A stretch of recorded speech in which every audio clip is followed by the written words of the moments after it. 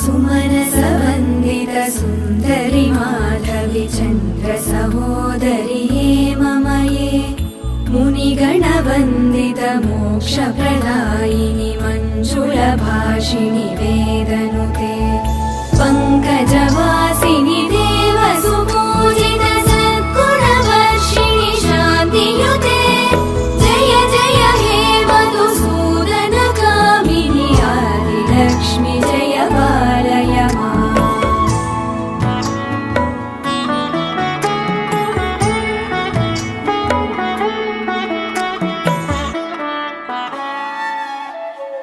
अयि कलिकल्मषनाशिनि कामिनि वैदिकरूपिणि वेदमये क्षीरसमुद्भव मङ्गलरूपिणि मन्त्रनिवासिनि मन्त्रनुते मङ्गलदायिनि